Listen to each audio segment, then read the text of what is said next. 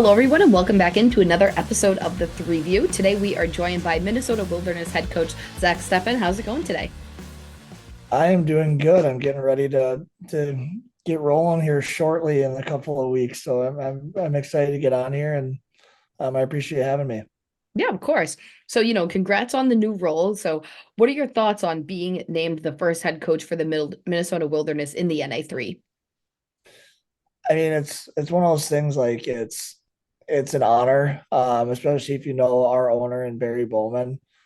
He does things the right way, and he's a pretty well respected human being in the junior hockey world. And so I'm excited that he's willing to let me get things off the ground, right? And so I'm doing everything I can on our end to have a good start and to not um I don't want I want to get a month into the season and people forget that we're a new program. And that's kind of the Right. goal right now. And you've had coaching experience at the NA and beyond. How do you think coaching at a higher level will help you transition into this new role? I think I've learned from a lot of really good people. I've Hmm. been very fortunate to work with people like Steve Jennings, Scott Langer, Matt Curley in Des Moines last year, Mike Janda a little bit.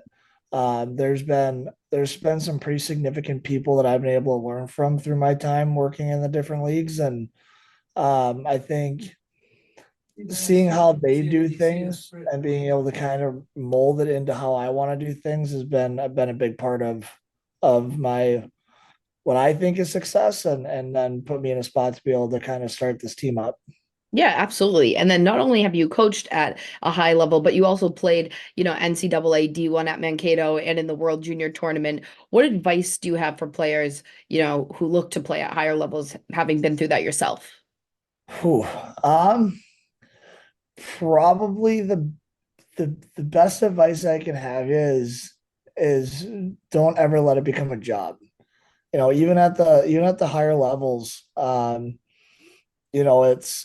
it technically does become a job, right? When you get to college and all of those things. And um, if you still enjoy going to the rink and it never becomes a job, it's a lot easier to get to that point in time to um, you know best way I can explain is it gives you a better shot at getting what you want, right? Like Yeah.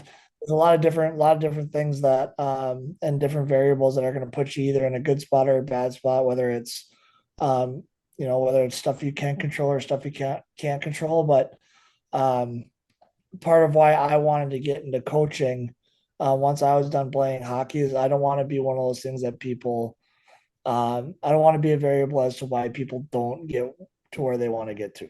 Right. Hmm. I've been through that process with a lot of different coaches where sometimes you see eye to eye and sometimes you don't, and this and that and the other thing. But as long as you control what you can control, and you don't let those other things kind of force you to navigate, international waters, as you want to say, Hmm. it's going to give you the best shot at getting where you want to get to. Yeah, absolutely. I think it's pretty cool that, that's what kind of motivates you to get back into things. So it's definitely a cool, experience that you have. For sure. And as we look at your staff for this upcoming year, you're bringing in Ben Johnson as your assistant coach and Jonah Williams as your assistant GM. Talk about those hirings and what you guys have for goals going into year one with the Wilderness. Yeah, I mean, you don't get into coaching if your goals aren't to make the playoffs and try to win a championship, right? So, Mhm.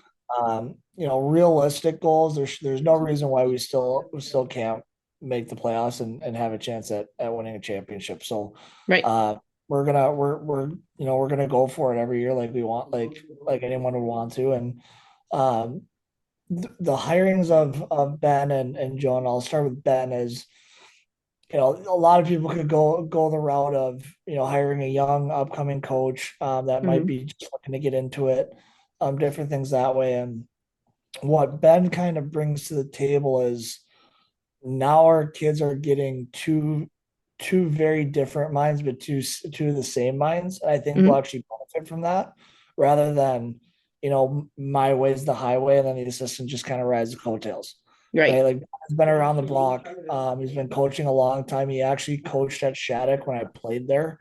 Oh, that's And pretty cool. I've known him a long time. Yeah. And then he knows that area really well. So not only is he going to be really beneficial from the hockey mind that he is and how long he's been doing it, he's going to be really beneficial in the community for us because I mean, he bleeds Northern hockey, right? Iron Range Hmm. hockey. He's done it with the high school groups up there and all that stuff. And then, even just from a business side, like he's gonna be a pivotal piece for us getting started up there. And same with Jonah. Jonah's another Northerner, right? Like he's not necessarily Iron Range, but Hermantown kid that I had the pleasure of working with a little bit when I first started coaching Hmm. 7 years ago with the Chippewa Steel. And he worked with us a little bit then. So things kind of came full circle there. And um, with his background from the player recruiting piece, he's in a really good spot for us. Hmm. Uh, and he's proven that he knows the league and he knows what I'm looking for, but also same thing, like he's extremely, extremely hard worker. Almost to the point where there's times where I gotta tell him like, hey, it's okay to have a life. Um, and so those are the types of people that you want to surround yourself with are people that I know are going to get the jobs done that they need to get done, and people that also have really really high end hockey minds, and they both do. Yeah, absolutely. It's pretty, I can't believe again, full circle, you're bringing in people who you've known for a long time. It seems like that will make another factor in your success as we, look forward to this year. And then as we kind of look at the player signings that you've announced on social media, a lot of them are Minnesota kids from what I've noticed. What does it mean to you guys that you're able to have a huge hockey community right in your backyard? It makes things easier, right? There's no really beating around the bush on that one. Like we are very fortunate location wise, which is part of why we decided to move to the location that we decided to move to. Hmm.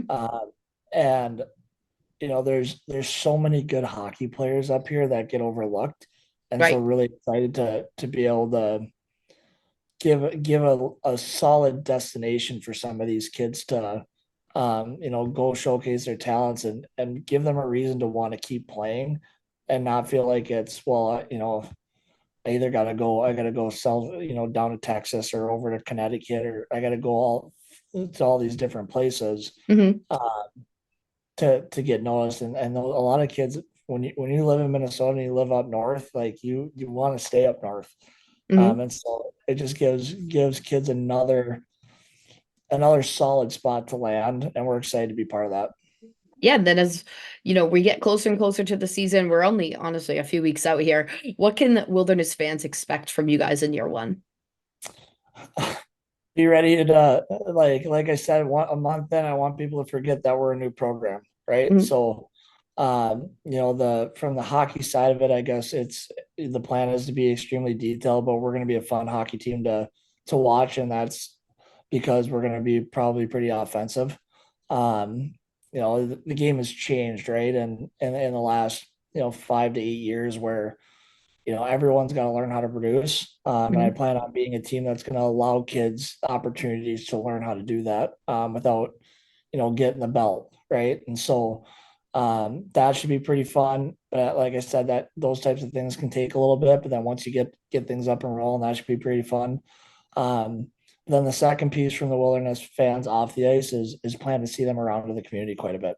And Mhm. so, with that being said, they're a month in, these fans are going to know them firsthand because they're going to see them around, whether it's helping in schools, helping in nursing homes, helping with the Rock Ridge Youth Association, Mhm. as much as we possibly can, and we want to ingrain ourselves in the community pretty quickly.